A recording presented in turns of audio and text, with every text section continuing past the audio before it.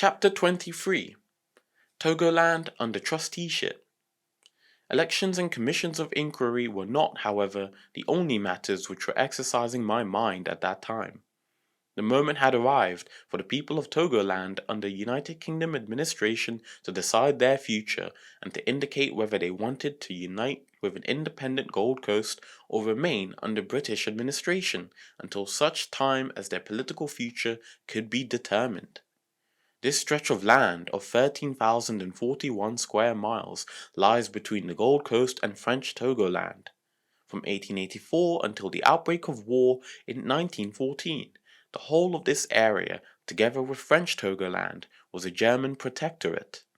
For the next 6 years, the western portion of the protectorate, including most of the airway country now forming southern French Togoland, came under British administration, and had it remained so, it is doubtful whether the Togoland problem would ever have arisen. However, in 1920, Britain divided the spoils with a neighboring colonizer, France, irrespective of the fact that both the boundaries, that dividing French from British Togoland and that dividing British Togoland from the Gold Coast, although the latter was superficial as long as the Gold Coast remained a dependent country, split up the various tribes in the area. It was the Ewe people inhabiting the south who really started the agitation. They were in the unfortunate position of falling into 3 separate divisions: the Gold Coast, British Togoland, and French Togoland. And so they formed the All-Airway Conference, with the object of agitating for the removal of all international frontiers that separated the airway people. When the airway question was brought up before the United Nations, the governments of France and of the United Kingdom both admitted that there was good reason to believe that the objects and views expressed by the All-Airway Conference were those of the mass of the airway people, whether educated or not.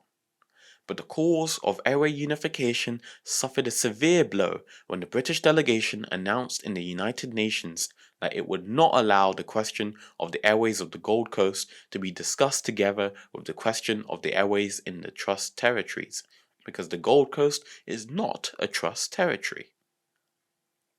The airway demanded for the unification of their people, and this was purely a matter between the African peoples concerned on the one hand, and the colonial powers on the other.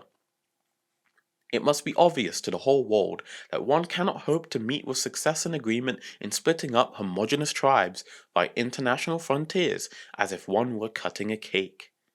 Most member states of the United Nations, including some of the colonial powers, were sympathetic with the airway cause, but the only searching of heart was among the British and the French, both of whom were, after all, primarily concerned in this particular problem. As is well known, if a plebiscite had taken place on the airway question alone, the people would have voted solidly for union with their kinsmen in British Togoland and the Gold Coast under British administration. But this would have angered the French and embarrassed the British, and it must have been for this reason that airway unification was opposed by these two powers, and everything was done to delay a decision on the matter. The refusal to allow the airway people to have a plebiscite to decide their own problem gave time for opposition parties to emerge, and complications set in. At this point, my interest in the Togoland issue began to grow.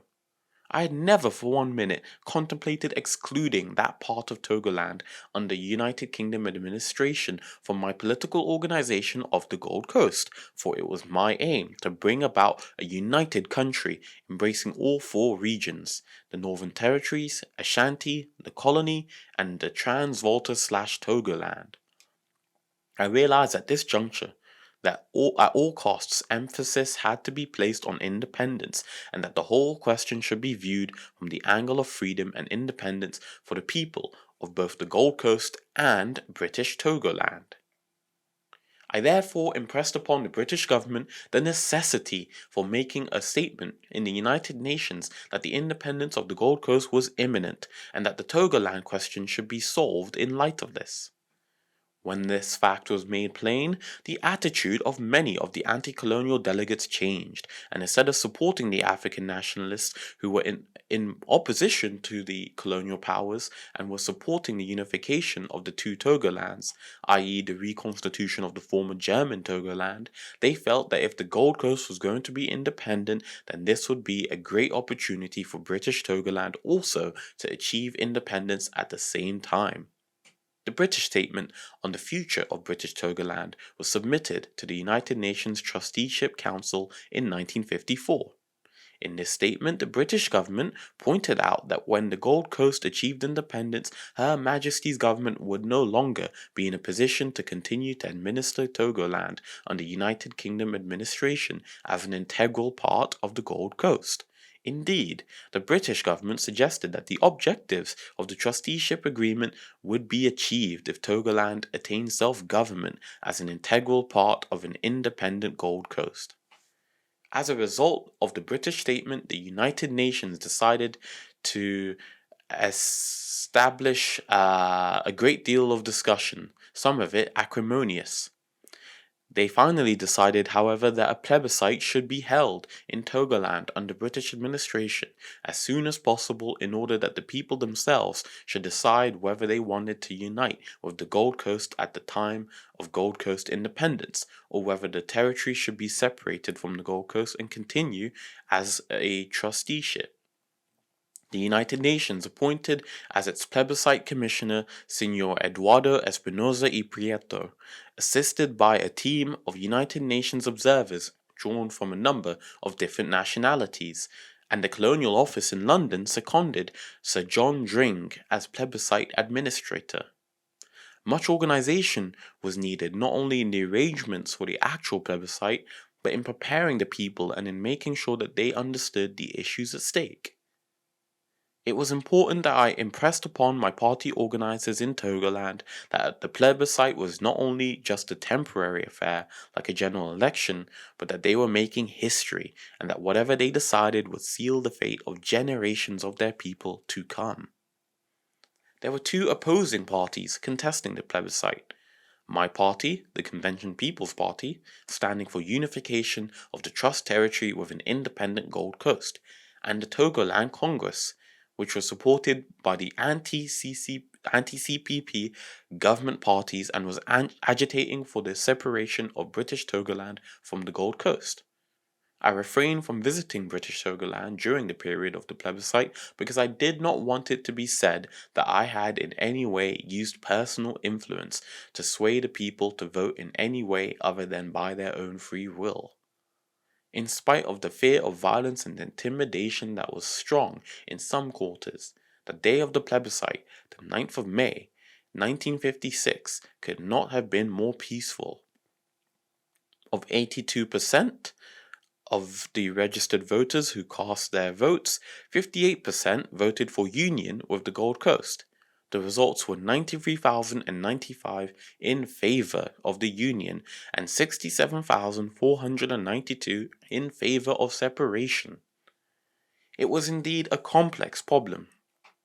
I would like to say, in my opinion, that the government of India deserves the highest praise for the way it helped to sort out the tangles created in the minds of the members of the United Nations by the diverse and conflicting opinions of the numerous petitioners who appeared before them on the Airway and Togoland question. It appeared that to the Indian delegation, the most important thing was that no opportunity for achieving real independence for any colonial territory should be missed. For this reason, they supported very strongly the early independence of the Gold Coast and British Togoland, as implied in the British Statement of 1954. To other delegations, particularly those of Latin America and certain parts of Asia, the important thing was the maintenance of the separate existence of the Trust Territories. In this they appeared to overlook the fact that the peoples of British Togoland and the Gold Coast are kinsfolk, arbitrarily divided by an international frontier in the same way that the peoples of French Togoland are arbitrarily separated from their kinsmen in British Togoland and the Gold Coast, respectively. Little did they realize that it was impossible to draw a satisfactory frontier between the River Volta and the River Mono without cutting across some of the tribes who inhabit the region. With the administration of British Togoland as an integral part of the Gold Coast, the tribes formerly divided by a common frontier in effect become reunited. The close association of British Togoland and the Gold Coast should therefore be left undisturbed. But the real problem, now awaiting solution, is what is to be done about the peoples split in two by the present Anglo-French frontier, dividing the French Togoland from the Gold Coast near the coast, and French Togoland from British Togoland farther north. Similarly, what is to be done about the Nzima tribes who in the west of the country have been split up by the boundary separating the French Ivory Coast and the Gold Coast?